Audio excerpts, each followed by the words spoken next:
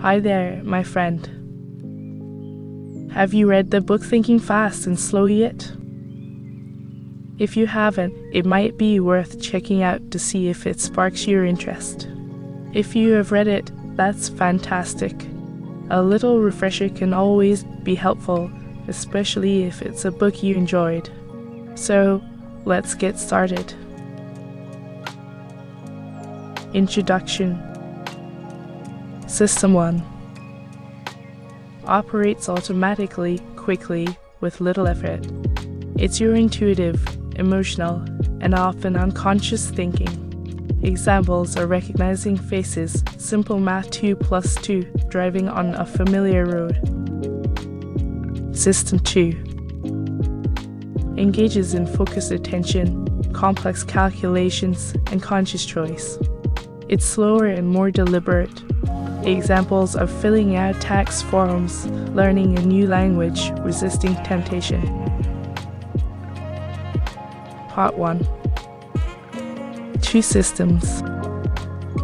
1. Attention and effort. System 2 thinking is mentally demanding and often relies on focused attention. Easier tasks are often handled by System 1 automatically. 2. The lazy controller. We tend to favor mental ease and the path of least resistance, leading us to rely heavily on System 1. To think more critically, we must engage System 2. 3. Cognitive illusions. Our intuitive thinking System 1 can create optical illusions of thought, leading to incorrect judgments and flawed reasoning. Part 2. Heuristics and biases. 1. Judgment heuristics. These are mental shortcuts System 1 takes to make quick judgments. While they can be helpful, they also lead to bias. 2. Anchoring bias. Our tendency to be overly influenced by the first piece of information offered the anchor, skewing later judgments. To combat this, consider multiple perspectives and seek out alternative information. 3. Availability bias. We overestimate the importance of information that is readily available to us, leading to faulty assessments. To mitigate, gather a wide range of information and consider what might be missing. 4. Overconfidence bias. Our excessive faith in the accuracy of our own judgments.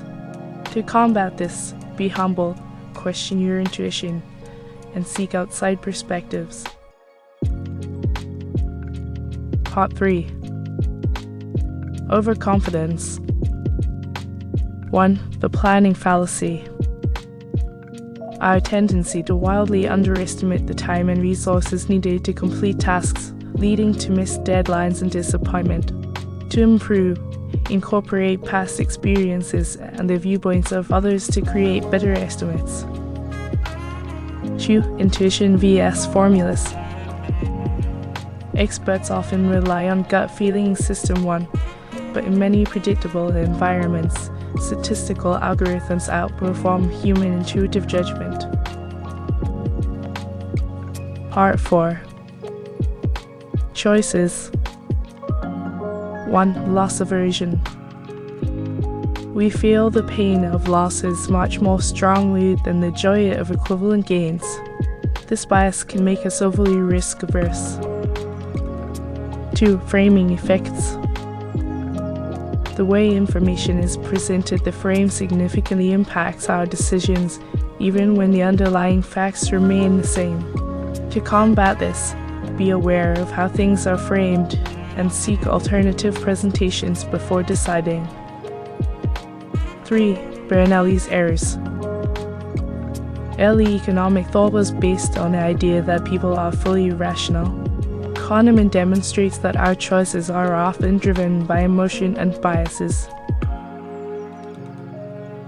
Part 5. 2 selves. 1. The experiencing self. Lives in the present moment, feeling emotions and sensations. It has little influence on our memories or decision-making. 2. The remembering self records and makes stories about our experiences, which then guide our future decisions. To improve decision-making, pay attention to experiences that have lasting positive or negative impact beyond the moment they occur. 3. Tyranny of the remembering self. Our overall well-being isn't always determined by the total amount of experienced pain or pleasure, but can be heavily influenced by peak moments and how an experience ends. That's just a glimpse into the insights offered in Thinking Fast and Slow. I hope this gives you a sense of what the book is about. Happy to know if by any chance you decide to dive deep to the book afterwards. If you're interested in exploring other books and would like more summaries when you have spare time, please let me know in the comments. Thank you so much for listening.